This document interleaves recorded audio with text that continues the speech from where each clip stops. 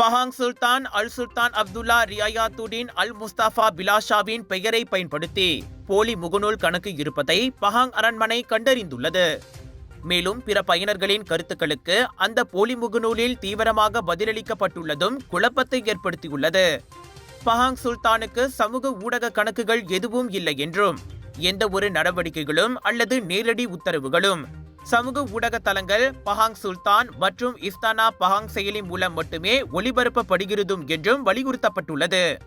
தங்கு Ampuan Pahang Tunku Azizah Aminah Maimunah Iskandariah மற்றும் Pahang பட்டத்து இளவரசர் தங்கு அஸ்னால் இப்ராஹிம் அலாம்ஷா ஆகியோருக்கு சொந்தமான ஊடக கணக்குகள் குறித்து இதை விளக்கம் தெரிவிக்கப்பட்டுள்ளது. தங்கு அம்புவான் பஹாங் இன்ஸ்டாகிராம் செயலி சமூக கணக்கை மட்டுமே கொண்டுள்ளது, ஆனால் அது தனிப்பட்டதாக உள்ளது. அதே நேரத்தில் தங்கு மகோத்தா பஹாங் இன்ஸ்டாகிராமில் பெயரில் மட்டுமே கணக்கு உள்ளது. இன்ஸ்டாகிராம், டிக்டாக், யூடியூப் மற்றும் எக்ஸ் போன்ற பிற சமூக ஊடக தளங்களில் பஹாங் சுல்தான் பெயர் மட்டுமே பயன்படுத்துகின்றன. அதே சமயம் பஹாங் அரண்மனையின் அதிகாரப்பூர்வ செயலி இஸ்தானா பஹாங் .my ஆகும் என்று பஹாங் சுல்தானின் முகநூல் பதிவு மூலம் தெரிவிக்கப்பட்டுள்ளது.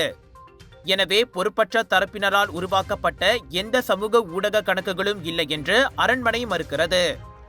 மேலும் பொதுமக்களை குழப்பத்திற்கு ஆழ்த்துவதற்கு தவறாக வழிநடத்த முயற்சிக்கும் தரப்புகளால் எவரும் ஏமாற்றப்பட மாட்டார்கள் என்றும் பஹாங் அரண்மனை நம்புகிறது.